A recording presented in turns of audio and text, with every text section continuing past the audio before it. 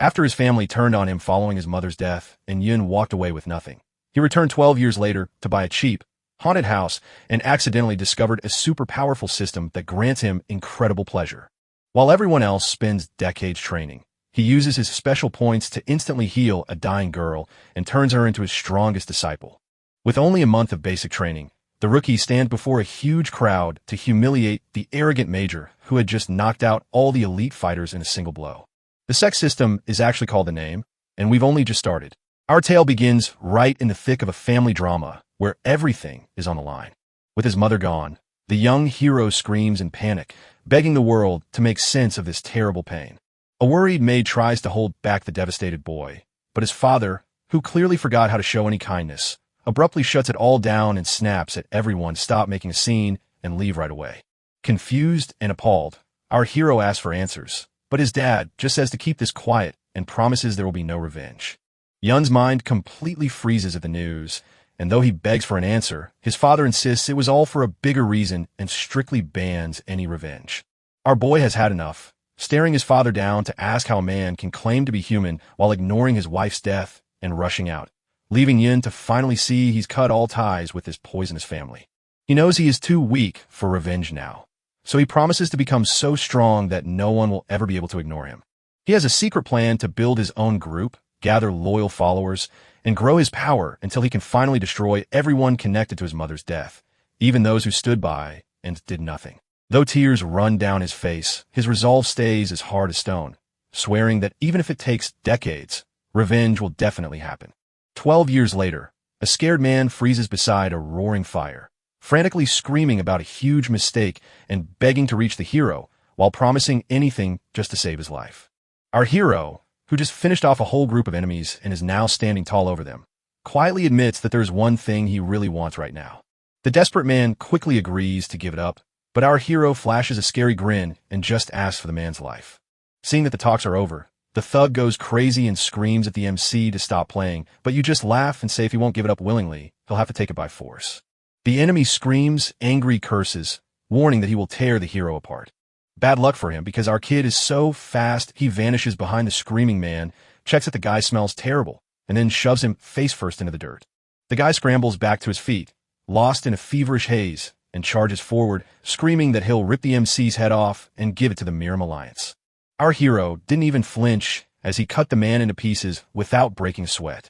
The MC carelessly flings his sword to a girl who looks both amazed and drained by his crazy behavior. She tells him that the bosses want a special document handed over right after the mission ends. Covered in blood, the protagonist just smiled and thanked her for waiting. The deadpan assistant stares at him like he's covered in something gross and says, "At least wipe that blood off your face," but he waves it off, acting like it wasn't even that much work. He glances at the paper, lets a little blood from his freshly killed victim drip onto his face, and signs it. Our hero stares at the paper, wondering if this means the end or the start of something new. He throws the paper back, tells her to take it to the Murim Alliance, and officially says he's quitting. She asks if he is heading back home, and after Yin wipes the blood from his face to confirm he has won the alliance, the assistant offers to visit him after she retires, to which he simply tells her to let him know where to find her if she ever gets bored and needs a place to stay. Riding quietly down a calm river in a small boat, the hero thinks back on the path he has traveled. It's been a long time since he walked away from his toxic family to get stronger. With his new fighting style, he climbed from nothing to become captain of the Murim Alliance in just 12 years, and now he is finally ready to build his own school. He realizes he has saved enough to buy a house, and then, like magic, the one perfect home he needs just happens to be for sale. Everything finally clicks into position, so he lets out a joyful chuckle, thanks the heavens in his mind, and then explodes into wild, crazy laughter.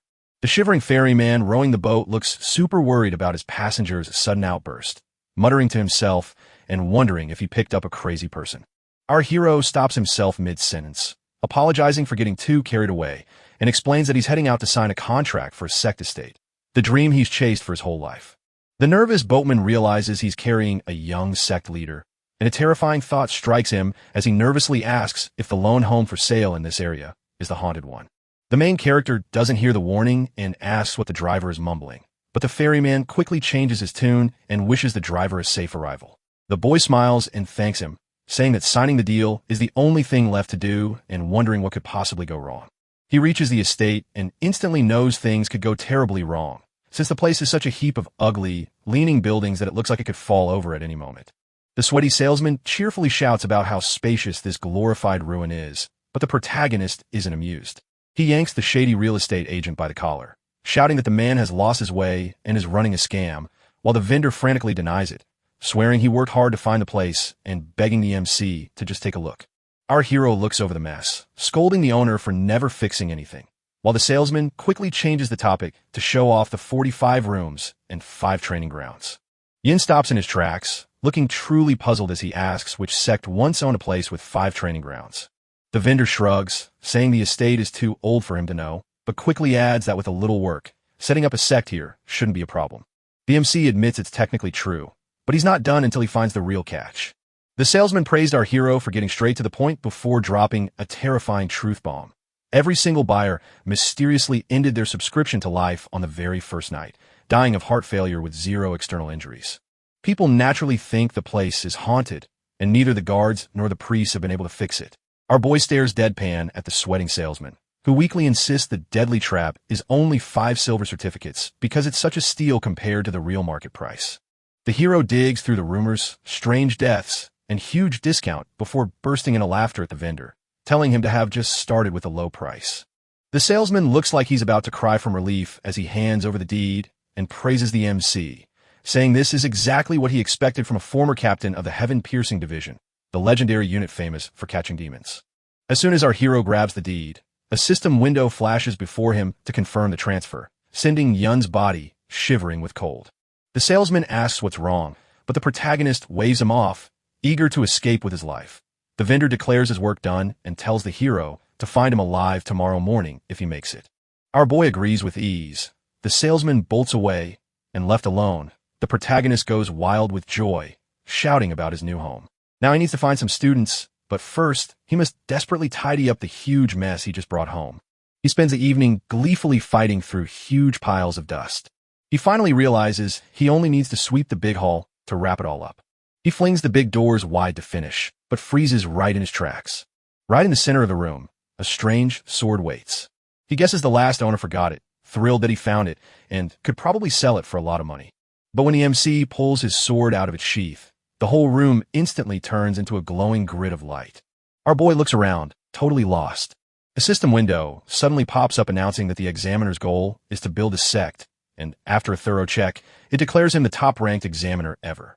Before he could even read the floating words, something smashed into him, but he rolled out of the way just as the system calmly announced it was making the test harder. Yin recalls the salesman's warning about previous buyers dying suddenly, smirks as he realizes this strange holographic death room is the cause, and figures the metal ball that just tried to slice his head off was fired from the shadows. The system calls out that the real challenge has just begun. Our hero decides he's up for the challenge, ready to face whatever the Hall of Martial Power throws at him to prove he's truly a captain. He looks down and sees his own sword is almost completely broken. He pauses, noticing that the attacks aren't getting near him anymore. After catching his breath, he sees his weapon is ruined, but he remembers the mysterious sword. He pulls it out, figuring that if the room won't go past a certain point, it must be guarding something on the other side. He strides straight for the source of the trouble, and suddenly, dozens of gun-like gadgets pop out to face him. Our hero freezes in shock, right as they unleash a storm of bullets. He manages to dodge and parry most of the attack, but a stray blow grazes his shoulder as his broken sword is shattered by the volley. The hero unleashes his fast moonstep, and Fake Palm moves to sprint straight at the guns, but just as he gets close, a huge force throws him backward. Suddenly, the room snaps back to reality and the spinning metal balls freeze in place. The MC stares at the strange sword in his hand, utterly baffled when a system window suddenly flashes up to say the test is over. He shouts in disbelief that it's all over, amazed to see the estate sparkling with a magical clean new look, only for the system to confirm he passed the test and unlocked every single feature. Our boy stares at the glowing blue sword he feels the room owes him, only to have the system cut the appraisal short and announce that the test ends by naming the estate. He stood tall and proud, shouting that the name for his new home had been chosen a long time ago, the Addy Insect. The system officially names the ghost, and as the floating windows finish their final steps, it gets back to work, shouting for the spirit to show itself right now. Instead of a spooky ghost, the system happily announces that the Sect system has started. The MC stares at the empty air, completely baffled, and wonders exactly what's going on. With our boy shaking the shady salesman by the collar, he demands to know if the vendor expected him to survive the night and angrily asks why there was no warning about the glowing floating thing hovering right next to them. Our hero points at the strange box that's been following him since last night, but the system quietly reminds him that only he can see it because he holds the contract. The vendor doesn't notice at all, just staring into thin air and wondering if the hero bumped his head too hard while he was out. The nervous salesman nervously offers to take the haunted estate back if it's making him see things, but our hero refuses, saying he still needs the place, then quickly shifts topics to mention the huge amount of preparation work left before the official ceremony. First, our hero needs to get 20 uniforms, and even though the salesman has a list of local fabric shops, he warns that getting anyone to take notice is going to be a real nightmare. He tells that every merchant in town is fighting hard to win a deal with the legendary Golden Dragon Trade Company. This huge business feeds the imperial family and rules with scary power over both groups of martial artists. Before our boy could get too comfortable, the vendor popped the bubble by pointing out that the Golden Dragon's premium fabrics are far beyond his budget, and then awkwardly added that local shops would likely refuse to deal with him because of the scary rumors surrounding his newly bought haunted house. The system gets angry at being called a ghost, so our hero tells the floating window to be quiet, and suddenly, a mouth clicks open inside his head. He claims he just signed the papers yesterday, proving the rumors raced like lightning, while the vendor sweats like a river and laughs nervously, only for our hero to slam his hand on his sword and glare at the salesman, accusing him of starting the trouble himself. The shaking vendor grabs the spinning top to show everyone it's safe, shouting that since he can still breathe, there's no danger here. Our hero screams in total frustration, admitting he's now stuck cleaning up his own mess. The scene shifts to our boy pleading with shopkeepers in the market for clothes, only to be turned away harshly at every single stall. The merchants scream at him to get lost, cursing their rotten luck for letting a ghost-possessed man walk into their shops. He forces himself to calm down because he can't afford to look like a total fool to everyone watching for the first time. Just when he's trying to steel himself, a sudden, violent crash nearby stops him in his tracks.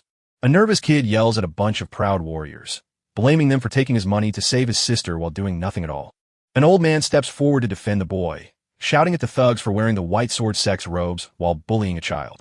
Instead of feeling ashamed, one of the thugs just kicks the kid to the ground. The boss, who wears a silly ponytail, tells his men to shut up the witnesses before the Sect elders find out about their trick. Right as the bad guys pull out their weapons, our hero leaps in and smacks the nearest one right in the face, knocking him out instantly. The last few warriors, furious, shout out to find out who has the guts to mess with their plans. Our hero steps forward, calmly introducing himself as Yun, the head of the Edian Sect. The thugs warn him that the White Sword Sect is ready to unleash its full fury on him. Our boy sidesteps their slow hits and snaps a guy's arm with a quick strike while telling them off for judging anyone just by their reputation. He knocks the next thug down hard onto the ground, so now only the ponytail leader is left standing. The leader's eyes go wide when he spots our boy and realizes he is the former captain of the Murim Alliance. By sheer chance, the shady salesman standing nearby takes a loud spit take when he hears the noise and points directly at the shaking leader. Our hero throws his frustration over the rumor-filled trouble stopping uniform sales right back at the thug and dares him to prove himself. The silly warrior runs right at us, but our boy jumps out of the way and sends him and his friends crashing down hard onto the ground. He warmly tells them to visit the Addy Sect if they're ever looking for a real fight, but warns them to stay quiet or they'll end up in a full-body cast. As the thugs flee shouting curses, the old man thanks the boy for saving him, and the kid quickly suggests his sister, a master seamstress, can make them a superhero uniform. She's got a strange sickness, and the boy begs our hero to save her. Just as the boy tries to politely say no and suggests seeing a doctor, a system window suddenly pops up to tell him about a new level 3 business contact. Seeing such an amazing score, he can't wait to hear everything the kid has to say. As they walk to the child's home, the boy told them that after their parents died, his sister used her sewing skills to keep them from starving. But lately, a scary sickness has made her hands and feet turn into blocks of ice. The old man adds that he runs a fabric shop nearby, and came looking only because they suddenly went silent. They reach a crumbling shack that seems ready to collapse if anyone sneezes too hard. Things are getting really bad in here. Her sister just sticks her bare hands into the roaring flames to keep warm. She looks up to ask who the newcomer is, while our boy realizes that surviving direct flames means this is way beyond a normal sickness, as a system notification confirms the fire and her cold energy cancel each other out, making him suspect this deadly balance is a side effect of extreme yin energy, especially since she admits that removing her hand from the fire instantly freezes them. Our hero leans in to check her pulse, ignoring the system's warnings that absorbing her powerful energy is deadly. He shushed the noisy interface just as it confirmed his worst fears. Our boy tells his brothers and sisters the scary truth. The girl has a body so rare it acts like a vacuum, sucking up all the energy around her. He notices that the legendary Sword Empress wears the exact same makeup, which is a god-tier blessing for a skilled fighter but a death sentence for an ordinary civilian who can't keep up with her energy. He lets go of the heavy truth that she only has about 3 months left to live. Right at Q, the system flashes a new challenge. Recruit your first disciple to earn 50 essence points. It also shows off a small recovery power that costs exactly 50 essence to use. Seeing a perfect chance to solve 2 problems at once, our hero stares down the frozen girl and offers her a cure, but only if she agrees to be the very first disciple of the Yeti insect. She feels totally shocked because she holds a deep grudge against martial artists, whom she sees as selfish hypocrites who killed her parents, so she's convinced he's just about to leave her. But then she looks down to see their boy still gripping her hand, his skin turning a violent violet from her freezing sickness, yet he doesn't even flinch. He waved off his frostbite like it was just a small annoyance. Moved by his wild devotion, she takes a final leap of faith and chooses to walk the path with him. The moment she agrees, the system declares the job done, hands out the essence, and instantly unleashes her recovery power. A soft, warm blue light wraps around their joined hands. The girl gasps as the icy chill fades and her hands and feet finally start to feel warm. The little kid cheers with pure joy while the old man stares in awe, wondering if he just saw high-energy healing. So our boy giggles with a modest half-answer that makes the old man declare he's incredibly impressed and finally understand why the leader of the Murim Alliance loves our hero so much. Our boy is stunned for a moment, wondering how this random fabric merchant knows the top boss of the martial arts world. With a bright grin, the old man apologizes for the late meeting and finally reveals he is the boss of the Golden Dragon Trade Company. The scene cuts to the White Swords Act, where the 3 thugs who just got beaten are kneeling before their boss, Soy Wong, who looks down at them with barely hidden disgust and asks if they really came back humiliated by some nobody gang. The thugs groaned in pain as Wong stepped up to ask about their broken arm, only to coldly dismiss their suffering as nothing compared to the shame their failure brought to the martial arts world. Wong ignores their screams for mercy and drags the 3 terrified thugs to the punishment chamber, then smirks as he decides to throw the mysterious Eddie insect a grand welcome. At the same time, back at the rundown shack, our hero is still trying to wrap his head around the crazy fact that this kind old man runs the Golden Dragon Trade Company. He admitted the man was amazing, but never imagined he was a true giant in business. The little girl bows her head low, sorry for being cold and rude. The old man chuckled it off and casually invited our hero to join him, promising to back him up on everything he tries to do. Our boy quickly figures out how heavy this offer feels since the system marks it as a top-tier business contact. Realizing the guild feeds the emperor and is powerful enough to scare both the Murim Alliance and the Evil Path, he knows it's his golden ticket. But knowing this isn't the life he wants, he gives a polite smile and gently says no, explaining that he has just accepted his first student and is busy forging his own path. The old man's cheerful grandpa act vanishes in an instant. His presence feels so heavy and scary that he demands to know why no one dares to say no to the Golden Dragon Trade. Standing his ground, our hero boldly offers to prove he's worthy of the Golden Dragon's name by doing business instead. Frustrated by the old man's boldness, he scoffs and asks how our hero could possibly offer anything of value to his empire. But our boy stares back, unblinking, and sets a 10-year deadline, promising to build a group that stands right alongside the martial world's biggest powers. The 9 great sects, the 1 alliance, the 7 gates, and the 2 families. The old man bursts in a booming laughter at the idea that a new sect can match centuries-old rivals in just a decade.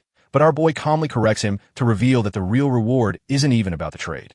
Our hero explains he wants to meet the trader's disciple to make a future deal for a golden dragon, not today's. So the old man pauses with a fierce grin as the air crackles with tension before their fiery and tiger-like energies clash, leading the impressed trader to agree on sending his disciple to the Eddie sect soon for a deal, but with a strict warning of severe trouble if our hero fails to show real progress. With a confident smile, our boy tells him there's no need to worry. The deal is done, and the old man instantly snaps back to his happy self, shouting for his men to bring the silk.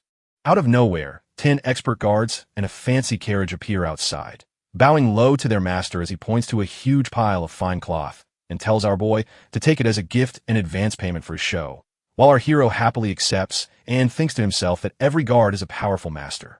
As the Tra-Dam drives his carriage away, he looks so happy that he chuckles at our boy's stubbornness, saying it reminds him of an old friend. Feeling triumphant, he commands his men to steer their ship toward the Evil Path Alliance so they can share a drink with their leader after all this time. Back at the estate, our boy looks incredibly sharp in his newly tailored Eddie insect robes, probably bragging about how perfect the fit is, while the system instantly cheers him on for his new charm boost. Now, his official student, the young girl lets out a breath of relief, admitting this is her very first time handling such fine silk. Just as the boy praised his new clothes for being so comfortable and easy to move in, the system surprised him by announcing the quality was incredible and offered a choice of rewards. So after picking the special trait unlock, he finally got to see the hidden powers of his sect members. He quickly glanced at the girl's stats. The system shows she's a genius with her amazing body, even though her strength has completely faded from being out of action. He sees 3 locked doors marked with diligence, adversity, and responsibility. When he tries to unlock them, the system rudely tells him her internal energy is too low and she needs to raise her grade first. While muttering about the stingy system, he decides he has to physically train her to unlock her true power. With a cheerful clap of his hands, he announces that it's time for real training, which makes the girl jump with excitement, imagining she'll learn flashy martial arts to honor her savior, only for him to flatly tell her to get into the horse stance. The camera cuts to the poor girl, whose face is slick with sweat and body shaking violently as she struggles to hold a basic squat. She grumbled that she expected to learn something useful instead of just standing still. Our hero insists that riding a horse is the perfect way to rebuild her weak body, so he tells her to focus only on endurance, and when she asks how long she must hold that position, he casually says about half an hour, which leaves her looking absolutely horrified. As she struggles, she wonders if someone with no experience can ever really learn martial arts. Our boy gently puts her at ease, explaining how her body naturally gathers all its inner strength. Once she creates a dance, all that wild chaos turns into a huge, steady power. He grinned, thrilled to have found a student with a talent so amazing it felt like finding pure magic. His smug feeling gets cut short when a shady salesman rushes up, screaming that the leader of the White Sword Sect just sent a letter. The little kid snaps instantly, his face darkening with anger as he remembers the thugs from yesterday. The salesman tells Eddie that the White Sword Sect is holding a martial arts tournament and officially invites him to join in. He noticed that their leader, Soi Wong, is famous for using these tournaments as a chance to crush and shut down the smaller sections. But the vendor is so puzzled by why they'd pick a tiny, unknown group like ours that he accidentally insults our boy, the siblings, and even the system all at once. After glaring at him for the insult, our hero smirks, knowing this tournament is the perfect place to make the Eddie insect famous. The girl nervously asks if it'll be okay, scared she might be a bother since it's just the two of them.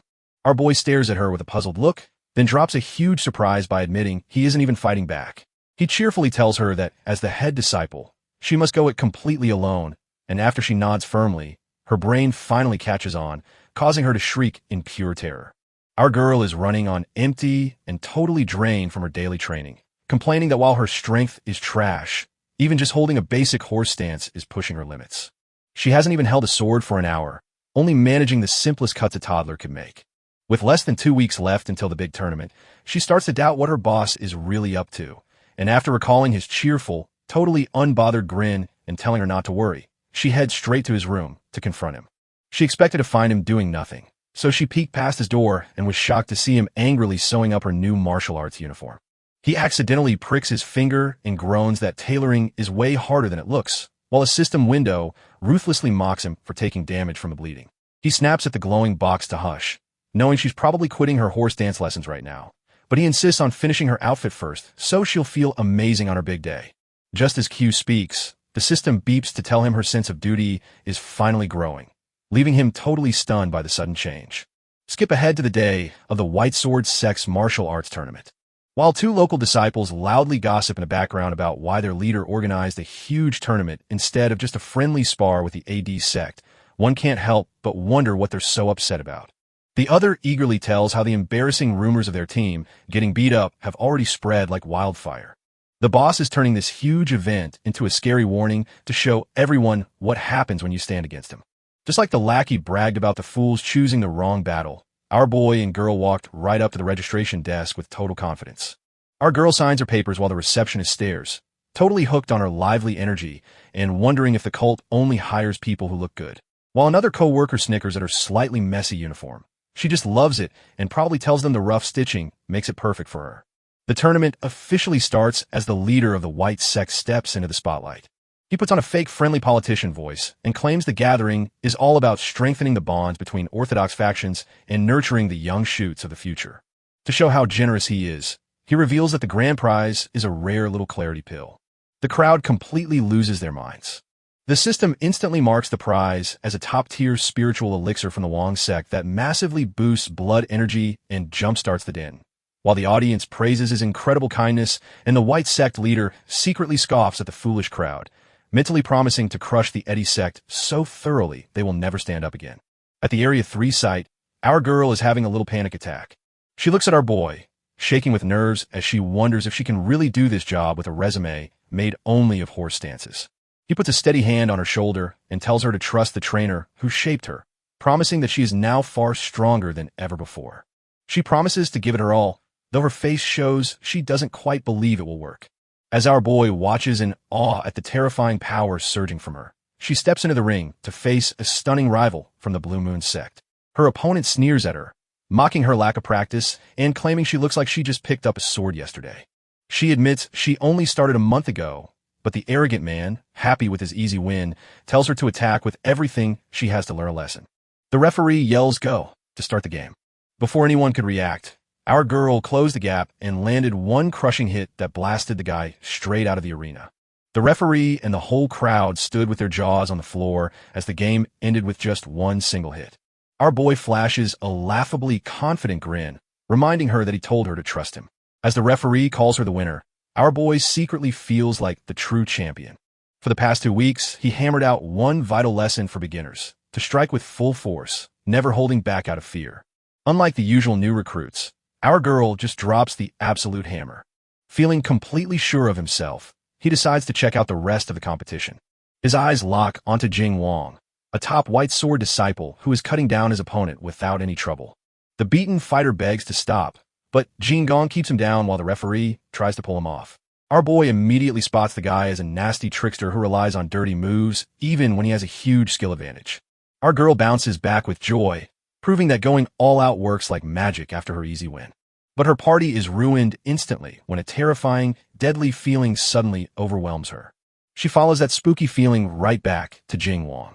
Our boy calmly tells her that, at this rate, he'll be the one standing in the main event against her. Before they can even plan their next move, the white sect leader slithers over to offer her fake praise for her rise. He smoothly brings up the rude behavior of his disciples from the other day, and our boy casually replies that he was perfectly fine, even though those disciples clearly felt the weight of his personal manners. He ignores the jab and rests a heavy hand on our girl's shoulder, sneering that her fragile body shouldn't have gotten this far.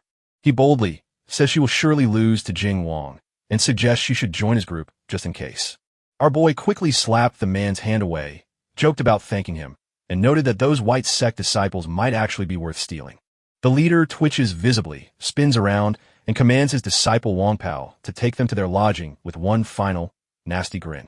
As Wang steps up to guide them, my internal system revs up like a race car. They saw the young man as a perfect blend of amazing strength, raw talent, and lightning-fast skill. Without caring for personal space, our boy grabs the guide's arm and loudly praises his amazing strength. The poor guy gets so flustered he quickly points to the guest room and practically runs away. Once inside, she asks about her scary next opponent, but he ignores her and jokingly suggests she take the bold Wang Pa guy as her new junior disciple, leaving her staring in shock at his sheer audacity. The scene turns to the sad story behind our strong guide, Wang Pao. Once upon a time, the white sack boss hired him just because his massive body made everyone else look thin and weak. Wang Pao jumped at the chance, his heart racing with dreams of becoming a legendary martial artist. But reality hit him hard when a much younger disciple named Jing Wang brutally beat him during their spar. Wang Pao, covered in blood and bruises, desperately tried to say the injury was just a mistake during practice. But the sect leader coldly turned his back, declaring Wang Pao was just a hollow man with a big frame. The boss officially crushed the man's dreams by ordering him to spend the rest of his miserable days scrubbing floors behind his own younger coworkers. Womp wakes up from his sad trip back in time only to see his terrible nightmare standing right over his bed. Now the senior disciple, Jing Wang, proudly orders Wang Paul to act as his personal punching bag so he can warm up for his next fights.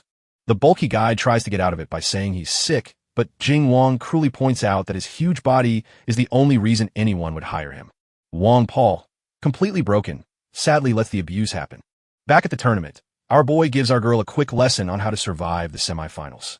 He explains that her opponent uses a tricky illusion sword style filled with fake-outs that hide the real strike, but leave huge gaps in her defense. When he asks how she'll win, she says she just has to make sure no one tricks her. He nods in agreement and suggests a much simpler way to do it. Just take a quick hit to get closer. He vows that she will win if she trusts his plan, and she smiles and agrees, while a shady salesman slips over to our boy to gawk that our girl somehow reached the semifinals. He gives his thanks, but our boy confidently tells the vendor to save his praises for when she sweeps the entire finals tomorrow. The salesman looks at him like he just sprouted a second head. Deep in the arena, our hero stands ready to face her rival. The arrogant white sword disciple boasts that her luck has run out, gloating that everyone watching is certain she will lose. She flashes a bright smile, proving her sect leader was right when he predicted her total victory. The opponent laughs it off, insisting they're both completely crazy. The moment the referee blows the whistle, our girl leaps into action and charges at her opponents. The rival respects her fire, but brushes her aside as if she weighs nothing. Knowing her own footing was steady, but his moves were a complete mess, she decided to lock down her middle like a fortress. The opponent decides to go further, kicking up a thick cloud of dust to blind her. Instead of panicking, our girl recalls her boy's golden rule. Users of illusion swords are terrible at fighting when enemies get too close. She chooses to take the hit, letting the enemies blow slam her down to the ground on purpose. High in the crowd, the salesman panics until he sees our boy smiling like a proud parent, and then he finally relaxes. With the match seemingly over, the opponent gloats about finally wearing him down, but our girl scrambles back up, declaring that just one more strike will end it. She zips straight into his face and lands a hard punch that instantly ends the game. The crowd goes wild as the shady salesman shouts excitedly, proving he bet a lot of money on her. While the white sword guy who lost to our boy yesterday throws a huge fit, screaming that our girl faked her loss just to sneak an attack and begging to be disqualified for a foul. Our boy calmly points out how ridiculous the accusation is, while the thug stammers that a girl can't possibly win, and our hero sneers at how the mighty white sword sect lets a nobody bully a rival leader. Just as expected, the white sect leader slithered into the talk and gave a painfully fake apology for his disciples' bad manners. Our boy takes it lightly. The leader then stepped up and loudly scolded his lackey for thinking the fight was over, officially admitting that our girl had won. The announcer shouts that the Adian sect has won, leaving the stunned crowd amazed that a girl with barely a month of practice just humiliated a major group, and she runs over to our boy beaming with joy over her big win. He praised her hard work and promised that the Indian group is treating them to a huge celebratory dinner tonight. Watching this sweet moment from the sidelines, Wang Paul manages a small, genuine smile. But the leader of the white group sees that tiny bit of joy and crushes it right away. He coldly tells the big guide to secretly put a strong poison in her dinner so she can't move for tomorrow's final match. He adds a final twist of pure evil by ordering Wang Pao to have Jing Wang's limbs broken and her left permanently disabled in the arena. But Wang Pao is so horrified by this shameful cruelty that he loudly refuses to carry out the vile command. The boss of the SEC group angrily slaps the guide hard and yells that he is a useless idiot. The boss hit him hard again, laughing cruelly at how he kept letting his junior rise above him. Before the next strike lands, our hero casually walks into the quiet spot, watches the whole scene, flashes a sharp grin, and sarcastically remarks that the white sword sect leader trains his disciples too hard. Our hero playfully interrupts the white sect leader's harsh training, cheekily suggesting his methods are too rough, only to have the angry boss glare and warn him to mind his own business. But our boy just cheerfully claims he's there for official business and politely offers to take the battered muscle guide Wang Pa away because his own Eddie and sex training would be a much better fit for the big guy. The white sack leader's eyes narrow right away, and he feels a sharp spike of suspicion. He stares down the shaking guide with a look of pure anger, claiming the guide disobeyed him by secretly helping the enemy, while the guide frantically shouts his innocence, and the boss already starts plotting his next move.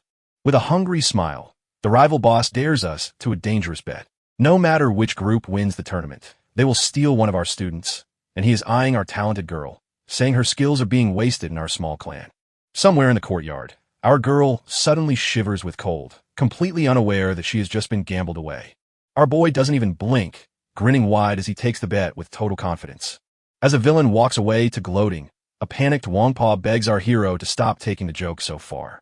Our boy gives the huge guy a friendly shoulder pat to remind him that the offer is real and to make him think hard about why he was picked. Later, the shady salesman nervously asked if our girl knew about this crazy bet.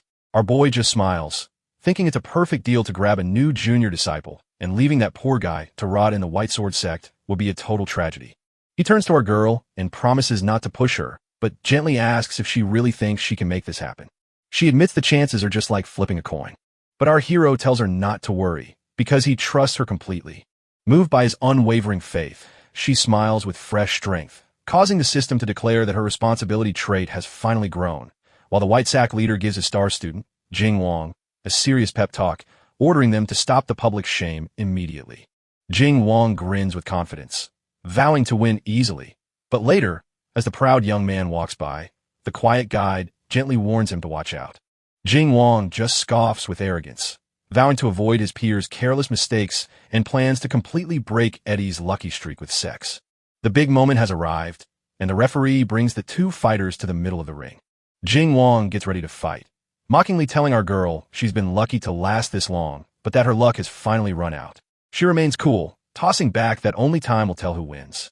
As the match begins, Jing Wang decides to dodge every direct hit, expecting the newbie to run out of energy quickly and resort to easy tricks.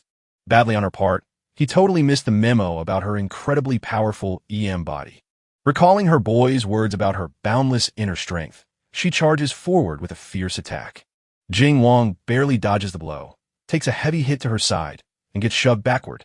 He secretly admires her surprising strength, but warns her she's still just a rookie before launching a relentless counterattack. Feeling the heavy pressure, our girl realizes this guy is truly dangerous. He brags that he'll finish the match in just 10 seconds. She won't give up, so her sheer willpower forces a massive system update to save him. A new sense of duty wakes up inside her, blending with her hard work and strength to reveal a special new ability called Clear Mirror, Still Water. This huge boost sharpens her mind in tough moments, letting her follow his fast moves perfectly. Even with her fresh new look, her opponent's superior skill sends her weapon flying from her grip in a massive clash. She is totally defenseless, staring in shock as Jing Wang suddenly gets swallowed by a scary black energy. He winds up for a final, crushing blow and yells that the fight is done. Up in the crowd, our hero is so desperate to save her that he looks ready to break every rule and leap right into the ring to do it. She stands her ground, remembering that he trusted her completely. Jing Guan strikes, and a huge cloud of smoke and broken stuff blasts outward from the hit. The shady salesman and our boy stare in shock as the system spots a new high-level technique called the cold energy art, a way to turn extreme power into weapons. As the thick dust finally settles, our girl kneels in the dirt, staring at her own hand which now glows with a freezing blue light, casually complaining that it feels a bit chilly. Our hero panics and lunges for the stage, but the referee grabs him to stop the fight, only for our boy to scream that the game is already done. The referee spins around and finally sees the truth. Even though our girl is barely standing, Jing Long is knocked out cold on the arena floor. The announcer crowns Eddie SE as the ultimate winner. Our girl cheers for her sect leader, and the White Sack leader in the VIP section looks like he might burst from stress. His teeth ground together in pure rage as he realizes his prestigious organization has just been completely humiliated by a rookie. After the huge knockout, our boy dashes into the arena to help our girl up, likely praising her for keeping her promise. As the shady salesman begins to clap, our hero shouts across the stunned crowd to declare Eddie the Insect the undisputed tournament winner. With a bright smile on her face, he officially invites everyone to their big opening party exactly 1 month from now. The crowd erupted in a chaotic murmur, completely stunned that a predator sect had just torn the established White Sword Sect apart. As expected, the White Sect leader snaps, shrieking that they hid the high cold energy art just to mock him before pulling out hidden daggers for a cowardly ambush. Before he could throw them, Wang Paul stepped in to block his old master and told him to keep his pride. The boss flies into a rage, shouting that the guide is a traitor, and charges forward to kill him right then. But our boy seems to vanish and reappear instantly, dodging their deadly strike without even trying. With a grip that nearly crushes the bone, our hero grabs the leader's wrist and reminds him that Wang Paul is now an Edian disciple. He offers to handle the villain himself, though his voice stays cold. Seeing he couldn't win, the leader ripped his arm free, knocked down the guide, and stormed away, promising never to forget this shame. Left behind, Womp sadly questions if a talentless shell like him can ever truly start over. He puts a hand on the boy's shoulder to show he's not worried, telling him that Wang Paul is already a master fighter. Touched by the sincere praise, Wang Paul promised to work hard, and the sect officially made him their second disciple. 2 weeks later, Wang Paul is soaked in sweat, gripping the same exhausting horse stance our girl had a hold, and politely begs his new senior disciple to switch to a different training exercise. Thriving in her new role, she repeats the boy's advice to stick to the basics and tells her junior not to be impatient, sounding a bit condescending. Wang Paul just laughs, modestly mentioning his 8 years of fighting experience. While they chat back and forth, our boy takes a quick look at Wang Paul's system stats. Even though it takes him a long time to build up his power, this guy has a great body and is really good at learning new moves. Our hero sees that his special powers can easily fix these weak spots. He is sure that his strong mind will make him a total powerhouse. Just as he is weaving his scheme, a shady salesman bursts in to shout that the tournament promo has flooded them with RSVPs for the big ceremony.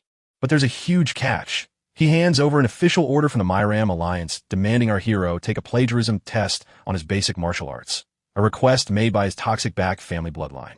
Our boy Drale points out that attacking your enemies right when everything seems perfect is just pure back family style. Even though he invented his own fighting style, the examiners will probably side with his powerful family and ban him from teaching forever, leaving him to pay a huge fine just to survive their rigged system. He must learn the secret fighting styles of other famous clans to show his moves are truly his own, but getting those tightly guarded books feels like an impossible dream. All of a sudden, our girl screams that the guests are here.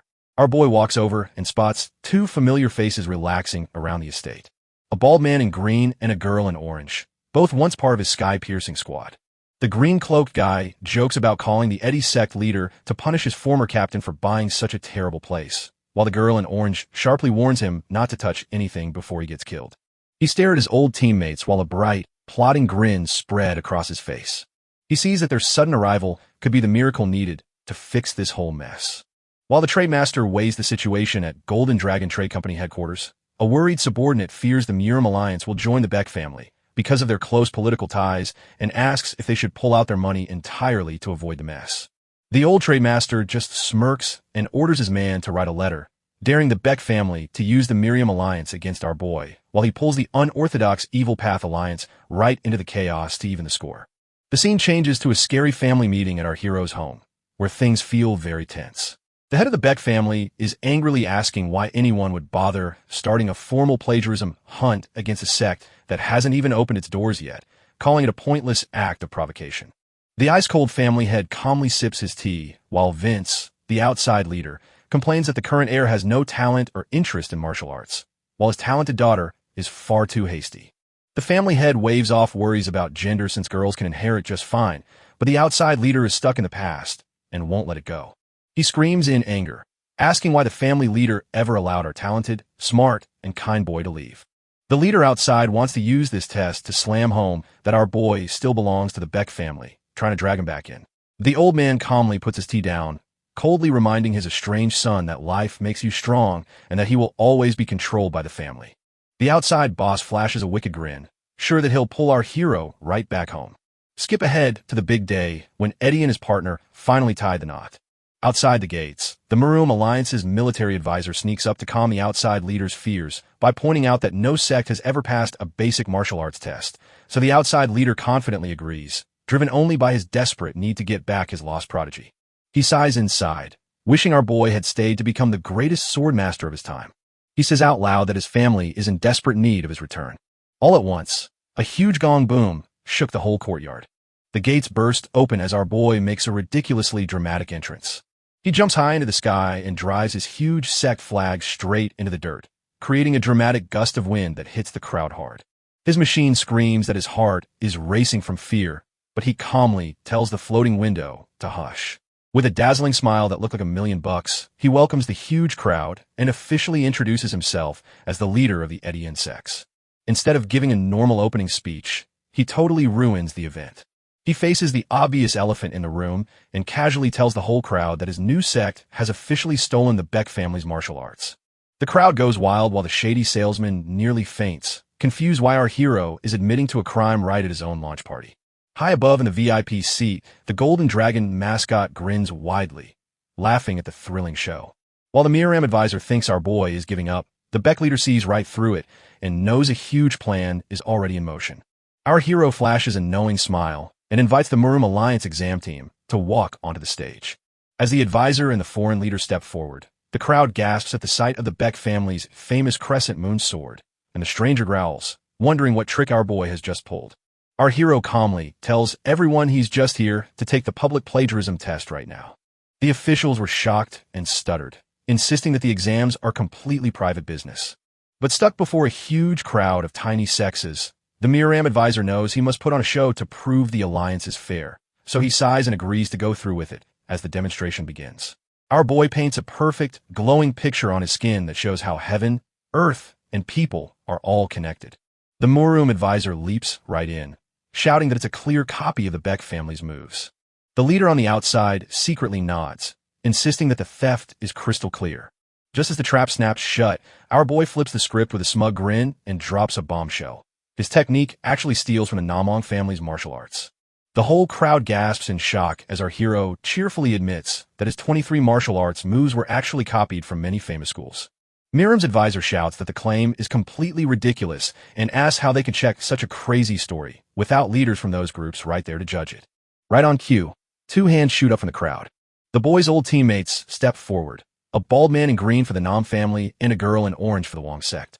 The Murim advisor is absolutely shocked to see the elite heaven-piercing division trampling on the party, while the bald man casually explains they were just passing by for a mission and cheerfully notes that our boy's technique is clearly built on the same limitless arts as the Namong family.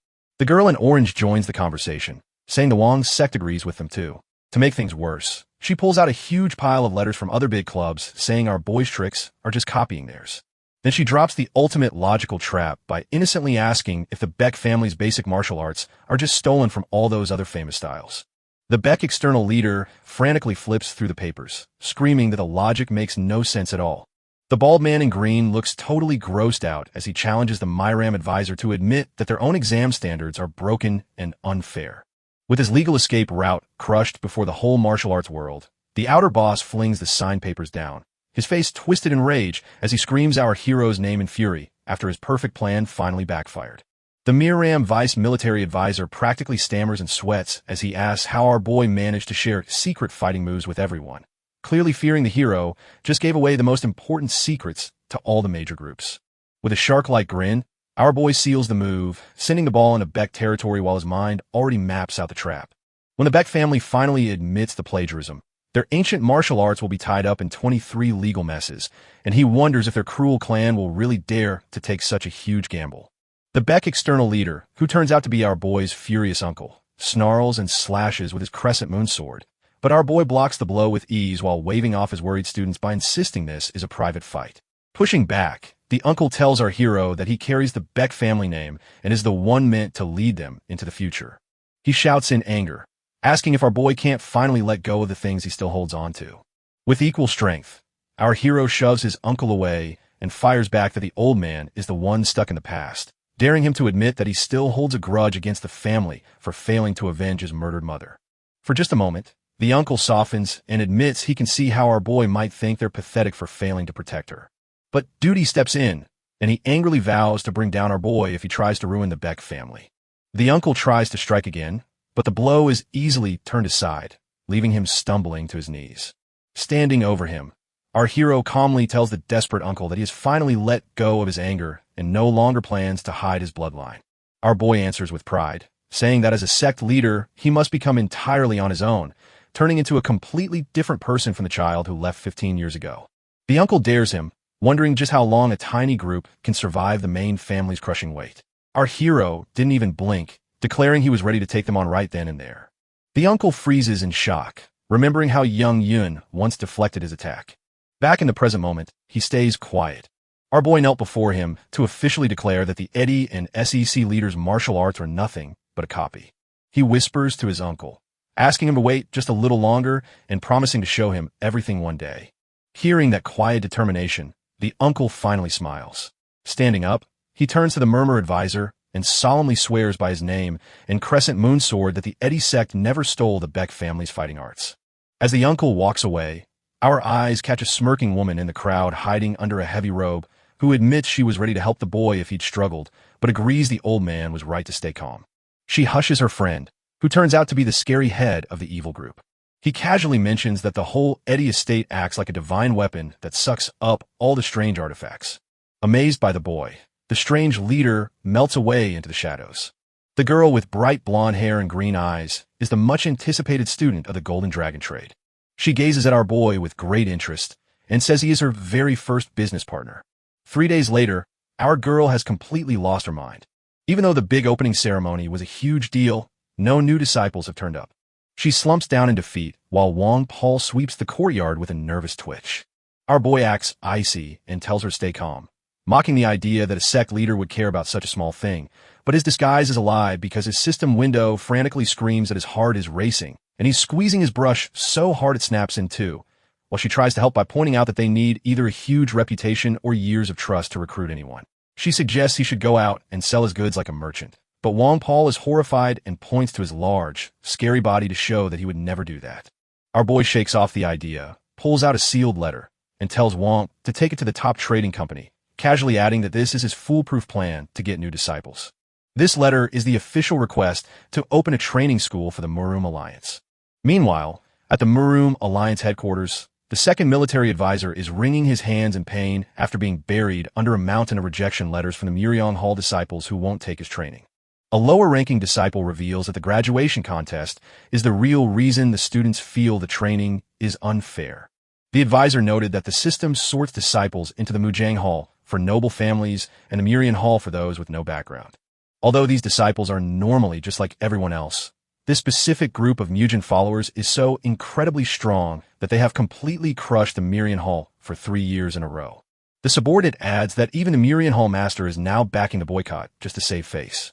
Right then, a messenger showed up carrying a letter from the third military advisor. It harshly commands that every rebellious Murang Hall disciple be forced into the Eddie and Sect training program, insisting the schedule must happen exactly as planned. The team was stunned by that cruel choice. Deep in the mountains, a group of Muron Hall disciples is setting up camp. A disciple who just woke up from a nightmare about losing again steps outside to see another one sitting quietly and reading a book. The reader jokes that it's not his turn to watch yet and tells him to go to sleep. The restless disciple apologizes, admitting his mistake in causing the boycott and fearing he's being sent to an unknown punishment sect because of his own arrogance. Standing tall with a confident grin, the reader suggests that if you truly don't trust this new sect, you should just push the leader to listen to your side. Right as they plan to take charge, a dark shadow falls over the camp. They want to know who is there, so our boy steps out into the firelight with a hungry grin to introduce himself as Eddie SE leader and cheerfully tell them the test has begun. He sets a simple rule. If even one of them can step across the Edian sect's threshold, they pass. The disciples snap into fighting lines right away. Our boy instantly tackles the nearest guy, driving his knee into the dirt with one brutal blow. He shrugs and finishes his thought, saying they can only pass if they can get away from him while still breathing. The scene moves to the mountainous Hu province, where 3 elite disciples in striking red and black gear head toward their camp, with the massive bald man complaining about the unknown training spot and mocking the newly established Edian sect. The man with the fancy ponytail at the front of the group waves off their worries, bragging that he will smash his rivals no matter where they are. Lurking silently in the background is a young girl hiding a huge secret. She is the boy's arranged younger sister. Her mind drifted back to a time when her brilliant brother left their troubled home behind. She quietly promises to keep hunting him until he explains why he left, while our boy in the dark woods is making his new recruits take all the punishment they can handle. He smoothly blocks the spear from the comm reader, now Kanasi, as he praises his form while sweating profusely, and Kanasi demands to know why the Eddie sect leader is violently attacking them in the middle of the night. Our hero happily admits it's just his way of teaching with his hands to see how skilled they really are. When the nervous student asks what happens if they fail this surprise entrance exam, our boy drops his happy act and coldly threatens to tie them up in a dark warehouse for the whole tournament if they don't pass the basic test, forcing them to quit without throwing a single punch, which makes the disciple who had a nightmare earlier, Song, scramble back to his feet in fear. He fidgets anxiously while asking if beating the sect leader means he's automatically safe. Seeing 3 more followers join the fray to make it a 5-on-1 battle, our boy flashes a dangerously confident smirk and warmly invites them to try. Before long, the forest looked like a complete mess. 5 students are battered and gasping for air, while our hero looks fresh after a quick run, as Song lunges desperately only to get sidestepped and kicked hard in the gut. He laughs cruelly at Song's doubt, mocking the rookie for even worrying about accidentally hurting a master with such a weak hit. With a sudden twist, our boy slices through thick tree trunks and halts his blade a hair's breadth from Kan's neck.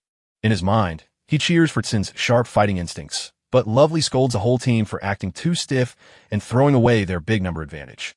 Deciding they need a little more negative reinforcement, our boy dramatically brushes his hair back in size, declaring them an absolute disappointment. He cruelly prods their deepest fears, insisting that the rumors about their pathetic, defeatist attitude are completely true. The mental pressure works, pushing them to their limits until the top 3, Cien, Song, and the fierce Dan Ryan, finally link up, and Cien quickly lays out their plan. Song will guard their backs, while Cien strikes first, leaving Dan Ryan to land the final hit. They strike together with a united force, yet our hero breaks their teamwork as if it were nothing. He slips and blocks the attacks from the 3 fighters, then rushes in to smash one right through their guard. He scolds them sharply for their dangerous complacency, pointing out how foolish they are to think he won't hit them with all his might. He flings the guy backwards into a tree, knocking him out cold. Our boy, shaking his head and complaining that he expected too much from this group of talentless kids, was about to call the test over when the atmosphere suddenly exploded. Suddenly, the sleepy disciple's body bursts with a scary mix of dark black and bloody red light. Our boy casually slips out of the way just as a lightning-fast surprise attack comes at him. His eyes sparkled with pure excitement as he instantly spotted the wild, rebellious power of that dark martial art. Our hero doesn't flinch at the deadly forbidden move, just grins like a madman and pushes the kid to risk everything and unleash his full power. As the brilliant student dashes forward in a red blur, the system laughs and announces that his recruiting score is shooting straight up. Our hero looks down at the dangerous teenager and gives a wicked grin, immediately deciding he has to make this kid his own. The red aura disciple wakes up with a cold sweat, his body still shaking from the exhaustion of the previous night. His teammate, a bald guy who looks just like Aang, the airbender, stops to check on him. Even though he nods along, the red guy is secretly having a huge panic attack inside his head. He realizes that in the heat of the moment, he completely exposed his forbidden blood sword sect techniques directly in front of the Eddie insect leader. His heart pounds so hard he thinks he's not heading to the tournament, but getting killed as a spy for the enemy. He panics as to why our boy hasn't told the group about him yet, while sweating over the scary plan the SEC leader is making. Just as he's about to lose his mind, the morning assembly begins. Our boy stands before the roughed-up recruits and happily tells them that only 5 of the original 15 made it through the entrance exam. The red guy freezes, shocked to find he's the last one standing. Only 5 made it back. Him, the bald guy who looks like a famous hero, a tough girl with a whip, a cocky boy with a ponytail, and one very lucky friend. Our hero calmly writes out a scary plan. For the next 2 weeks, they'll fight an official Eddie disciple every day and spend the rest of their time learning new fighting moves. Our girl steps up with a warm smile to hand a spear to the ponytail guy while introducing herself and the giant guide, Wampa. Wamp, always practical, says they should skip the friendly greetings so they can save their breath for the fight they're about to get. With a dazzling, confident grin, our girl suddenly challenges the 5 recruits to fight her and Wampa all at once. The new recruits are furious at the disrespect, yet Wamp just laughs and agrees to the deal. Seeing his small friend act brave makes our hero feel proud and happy, so he quickly agrees to let them fight. The guy with the ponytail steps forward, looking mean and smug. He shouts for his team to stay back, vowing to carry his squad alone through this humiliating match. He rushes at our girl expecting an easy win, but she effortlessly blocks his spear, activates her clear mirror still water trait, and is instantly bathed in a calm blue glow. She happily warns him that her comeback will sting just a little before she knocks him flying with a powerful slap to his hand. The recruits gasped in shock that their leader was swatted like a fly before instantly jumping in to help. The bald avatar guy paused to truly praise how well our girl stood her ground in defense. She turns red and politely thanks him for the compliment, but the bald man immediately shifts his power, warning her that his next move won't be easy to stop. Before he can strike, Long Paul steps in and grabs his wrist with a tight grip. Knowing these strangers are terrifying monsters, the whip girl yells for her team to drop their guard and unleash their full power, only to find themselves hopelessly overwhelmed in a one-sided fight. The red guy, or the guy, desperately pushes Wong Pa back, but the giant guide just grabs the whip girl's weapon and yanks her straight into the line of fire. In just a few seconds, the whole five-man squad is lying on the ground in pain, completely beaten up, with only the whip girl still barely standing and shaking from the shock of watching her elite team get crushed by two strangers. Stepping in to stop the slaughter, our hero makes the ultimate move. He casually says that our girl, his star pupil, has only been studying martial arts for about a month. The recruit's jaw drops all the way to the ground. The red guy is absolutely terrified, screaming in his head about the insane training she must have gone through to hold that much power so young. Our boy turns their total defeat into a lesson learned. He says that from now on, they have to figure out how to work together as a perfect team. He points to their shameful 3-year losing streak against the Mojang Hall and insists that only by trusting each other completely can they combine their powers and finally end the curse. Once his inspiring speech was done, he called the day's training to an end and sent the group on their way, but just as everyone was ready to go, he ordered the red guy to stay behind. The moment they're by themselves, a system window flashes up and turns the room into a total soundproof bubble. The red aura guy tries to nervously praise our hero's sharp eyes, but our hero instantly drops the friendly teacher act. His presence grows so heavy with power that he forces them to finally end their talk. He stares right into the terrified kid's eyes and demands to know why the Bloodsword Sect's young leader, a true pillar of evil, is hiding out as a lowly Murim Hall disciple. He warns the boy in a cold voice that unless he has a truly amazing answer ready, he should brace himself for a deadly fate. Our boy drops his friendly teacher act and demands to know why the young leader of the Bloodsword Sect is slumming it as a lowly Murim Hall disciple. Song begins to shake as he frantically argues with himself about whether he should run away. Our boy crushes any escape attempt, letting his heavy presence scream that running is not an option. He insists on knowing the truth, so the Nourish plunges into Song's heartbreaking story from 5 years ago. We watch him get yelled at by his boss, the scary boss of the dark side. The crazy old man screams at Song for showing mercy, disgusted that he broke an arm instead of a neck, and warns that evil must be feared above all else before ordering Song to spy for the enemy and then brutally kill his own junior disciple on the battlefield. Song tries to argue, but the old man threatens to kill thousands of innocent students and vows to personally slaughter the junior and everyone Song loves if he even thinks about running away or taking his own life. With no other choice left, Song agreed to the suicide mission, secretly hoping it would give him enough time to break free from his master's tight hold. Back in the present, our boy smiles as Song plans to charge right at them. He cheers on the kid for fighting his way out and challenges him to show his real moves, noting that Song would never be able to use his true power with normal fighting styles anyway.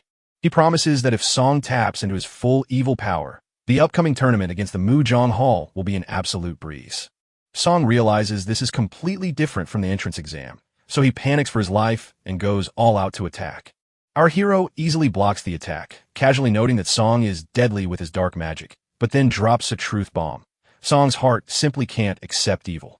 Song asks what he means, but our hero points out the hesitation in his blade, reminding him that a true killing sword never holds back. Our boy punches the kid right in the face, shouting that his sword is screaming his secrets, and then he asks what real meaning his life has if it's just about mindless killing and forces him to say why he even holds a weapon. Knocked to his knees, Song finally breaks down and admits his father wasn't a great warrior, but an incredibly honorable man who stayed behind to fight alone while everyone else ran, dying what the world called a dog's death. So desperate to survive and prove his father was a brave hero instead of coward, Song chased strength until he went too far and became the very blood-soaked weapon his father feared most. Song begs our boy to do whatever he wants with him, even if it means execution or handing him over to the Alliance, but he pleads for the boy to spare the other innocent disciples. Our boy listens quietly, understanding that this scary, evil genius is just trying to protect his family's honor. He closes in to strike Song hard on the forehead, sending the kid flying back, then tells him to stand up while admitting that seeing Song makes him realize his own revenge has gone blind. He opened up about changing his methods to cover up his dark family past while struggling to survive inside the Murim Hall. Since the Murim Alliance won't fall because of one rookie mistake, our boy steps in with a huge rescue plan to help Song fix his fighting skills and hide his dark past. And while our boy is secretly ecstatic that a powerful ally has arrived, He warns Song that the next 2 weeks will be a painful nightmare as he rebuilds his entire foundation from the ground up. When asked if he trusts the process, Song just asks if it will make him stronger.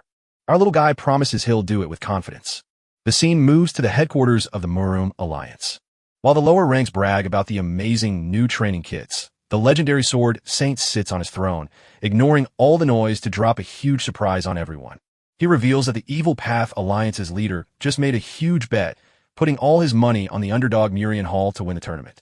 If the Dark Road claims victory, they'll grant one tiny favor, but if they fall, they swear to stop all expansion and attacks for a whole year. Realizing this is a golden chance they can't afford to miss, the Sword Saint steps up to guarantee their victory. He announces they are bringing in a new, ruthless instructor for the Mujang Hall by calling on a senior from 10 years ago named Chong Ri, a sharp-looking man with gray hair in a ponytail who is ready to turn the upcoming tournament into a living nightmare. Back at the Eddie Sect, the daily 2 versus 5 sparring matches are wearing everyone down.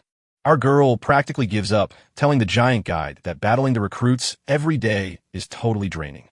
Right on cue, our boy casually strolls up to mock their exhaustion, then throws a massive reward at them. If they win at least 8 out of 15 matches during the training camp, he'll take them to the Murim Alliance to watch the tournament, meet the legendary blacksmith who forged his own sword, and give them all brand new custom weapons. The mere whisper of exclusive, custom rewards brings the 2 tired disciples back to life. Back in the training yard, the new recruits are feeling that fresh burst of drive. The Whip Girl desperately asks our girl how she easily countered a brand new trick the Whip Girl had just learned yesterday. And our girl flashes a smug grin to point out that yesterday's move was child's play compared to what she did the day before. Over by there, the big guy is really squeezing the ponytail guy, and he's happily saying his crazy burst of power comes from the big reward he's about to get. Grumbling, the ponytail guy thinks the squad leader is just playing favorites with the only recruit who isn't there. The red aura guy, who thinks he's special, is tied to a huge rock and yelling.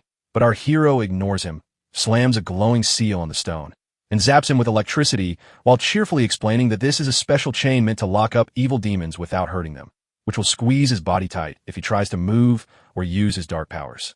With a mysterious whisper, our hero tells him the only way out is to break free without moving his body, which makes a jealous new recruit step forward and demand to know if the tied-up kid is getting special secret training tips. Our hero insists on treating everyone equally and send them back to practice, while one recruit loudly boasts that they are about to prove how much they've improved. Our boy pays no mind to the show, instead ordering the trapped enemy genius around while quietly watching his friends fight and wondering why he's tied to the rock. Deep in the dirt, the ponytail guy slips through a tiny opening to dodge the giant spear, leaving the red guy, still stuck to the boulder, staring in shock at how smart the spearman suddenly became. Our girl and the guide grow stronger right in the middle of the fight, sliding into each other's blind spots without a single stumble. Our boy leans close to ask the tied-up kid if seeing his friends grow makes him scared he'll be left behind. As the system announces the ponytail guy has officially entered the legendary realm of weapon unity, the tied-up kid's anxiety hits an absolute boiling point. Afraid of falling behind, the kid begs to be let go. Our boy flatly refuses, arguing that the spearman is gaining real battle skills and finding his own way, while the evil prodigy just keeps copying his twisted master without making progress. With clenched teeth, the kid asks what he must do, and our hero explains that moving only reinforces bad habits. So he locks the kid's body down to force a total rewiring of his internal energy, hinting that while normal martial artists use only 70 of the body's 365 energy pathways, the answers lie in the unused ones. The gears finally click, and the kid realizes he must clear out the blockages in his body and blast his power into new, unexplored channels. So he strains against the heavy boulder, pouring every bit of energy he has to push through the resistance of his new path. The system frantically warns our boy that the kid's corrupted energy is racing backward, causing a terrifying and deadly change. Our hero shouts a warning to the recruit, telling him not to overreach or risk being burned up by the chaos, which would end his path in martial arts forever. The rest of the new trainees notice the kid struggling under his heavy, dark presence and rush to help him. But our boy stands his ground, insisting that this fight is one the child must win all by himself. The kid pushes past his own limits, forcing the dirty energy out of his body until it flows freely again. With a loud snap, the magic chains burst apart completely. The kid coughs and leans forward, but he has won. Our boy gives him a friendly pat on the shoulder, cheering him on for wiping out the deadly sword skills and turning into a clean slate. The kid flashes a tired smile and points out that since he's starting from nothing, The sect leader now owes him proper training. Our hero cheerfully nods and promises to paint his own path of steel on the empty canvas. Just as the other new soldiers cheer for their friend returning to the team, the happy training scene suddenly turns dark and scary in a spooky forest where a pale, empty body hangs upside down from a tree with no blood left in it. Our boy's old hand, the bald guy in green, and the deadpan girl in orange are now checking out that gruesome scene. The bald man moans that the killer drained the victim dry from a single neck puncture, losing the trail once more. The bald guy reasons that since there's no clear target, the hunting plan is so foolish it can't be a group of villains, meaning it must be a crazy serial killer or a very smart monster instead. The girl in orange shivers with cold terror, yet she stands firm, declaring that they cannot let the bodies pile up and must handle this themselves. The bald man smiles and agrees to the plan, but he adds that if they disappear for over a month, they should get insurance to call the gatekeeper for help. Far away from the terrifying chaos happening in the woods, our boy suddenly shivers, staring blankly ahead while convinced that something incredibly annoying is about to ruin his entire week. Back at the 80th Sect, our hero gives his team a badly needed boost of confidence. After 2 exhausting weeks, he happily admits everyone has gotten a lot better, even though one new guy is still fighting off the bad magic he brought with him. He confirms they've kept an 8-win streak against his disciples, promising them custom swords from the legendary blacksmith who made his own, but quickly dampens their excitement by ominously joking that their next training phase will be so brutal they might end up killing each other. Soon, our boy gets a dark letter from the Murim Alliance's second military advisor. As he reads the chilling details about civilians found drained of blood with severed arteries, the shady salesman asks if he knows about the sudden wave of missing people. He realizes a monster is at work, so he notes that the Alliance sent their fierce tiger brigade to handle the area. This made him smile, finally getting why his old crew, who once tried to tear the heavens apart, crashed his wedding. Seeing the orange-clad girl's huge strength and the bald man's clever quick thinking, he says the two of them have got everything under control. His quiet memory is shattered by 2 Murian recruits crashing through the training hall doors right in the middle of the fight. Our boy slips past the flying debris, but a heavy wooden door crashes down on the shady salesman, who groans about how unsafe it is, while our hero chuckles, checks if he's okay, and then looks at the fighting recruits. One is angrily scolding the other about Qi reading, quoting lessons from the Mutual Martial School. Our boy is totally shocked to find out that a world-famous genius is actually teaching right there. Seeing that they just busted open their sect leader's door, the recruits frantically apologize while the shady salesman nervously wonders if our boy can handle these strange kids. With a flash of a confident smile, our hero casually drops a massive bombshell. During his 4 years at the martial school, he faced that exact Mujong genius in the finals every single year and never lost once. And when a recruit hesitantly asks for proof, our boy casually mentions his old title, the White Sword Dragon. The recruits go crazy when they realize their temporary trainer is a legendary former squad leader, so they instantly pledge their loyalty, and our boy, feeling the rush of their admiration, tells them he's thrilled and orders them to rest. The recruits cheer their protest, but our hero slams it down with a stern warning that a tired mind is just as deadly as a tired body. He officially marks the day as a rest, suggests they head to Dongyang Lake, and firmly warns them that any trouble will have them crawling back to the Alliance on all fours. At Dongyang Lake, the group heads to the legendary Falling Flower House to try their luck eating there. However, a kind waiter gently turns them down, explaining that the fancy 3rd floor is only for the very best fighters. Just as the ponytail guy drags away the whining teammate, a blonde girl with green eyes steps in to stop them. Gavel is the Golden Dragon Tradium student. Thrilled to have found her student, she offers to pay for their pricey meal if they tell her everything about Bien.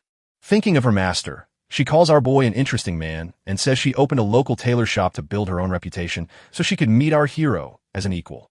Gavel stares in stunned silence around the fancy table, shocked that our boy never once mentioned her. The black-haired girl with the whip casually pours a drink for the blonde, fully convinced that anyone who buys alcohol is automatically a friend. The guy with the ponytail apologized for thinking we were spies at first. Gavel brushes it aside, but then suddenly bursts into loud, dramatic tears, screaming that our boy has completely forgotten her. Panicked, the recruits awkwardly try to soothe the weeping rich girl, defending their sect leader by claiming he's swamped with training and a huge bet against the Weird Alliance. Gavel instantly stops crying, sees the recruits are clueless, and brutally explains the real bet. The Myram Alliance and the unorthodox Evil Path Alliance made a truce to decide which hall wins the tournament, with the Myram Alliance backing the favorites at Mujang Hall while the unorthodox alliance bet on the underdog Mirong Hall. Gavel drops a shocking truth that leaves the Murim alliance looking like desperate manipulators who wanted the Muryong recruits to fail, turning the new soldiers into broken victims of a cruel plan. The Whip Girl screams for them to fight the alliance's leaders, but the ponytail guide snarls that with no sect to protect him, he has nothing left to lose. While the others face huge political trouble. A huge fight erupts until the bald guy slams his fist on the table and gruffly reveals the hardest truth. Their sect leader was never fooled, and he knew the whole bet was rigged from the start. Back at the estate, our boy is calmly tossing papers in the fire. The shady salesman nervously asks what he plans to do about the Murim Alliance's inevitable pressure to throw the tournament. He replied with a cold smile that no one needed to bow to big shot politics, because from now on, the recruits were his own people. He calmly asked the salesman for support, showing he already knew the vendor was working for the Golden Dragon Trade Company. Before the salesman can finish his words, a frightened helper storms in, shouting that fighters from both sides are rushing toward them. Our boy thinks a normal war has started, but the soldier below him whispers a much scarier truth. Suddenly, a huge crowd of over 100 bloodthirsty demons marched right toward Dong Lake, where the new recruits were resting. Our boy studies how a demon's poison spreads the land until it is forever trapped, making the place safe for us to avoid, but a deadly dinner bell that summons a terrifying 100-demon swarm to march on our towns. Right on cue, a panicked subordinate delivers grim news. A night parade of roughly 250 monsters from Beijing is marching straight toward Daunting Lake. Our hero does the math, realizing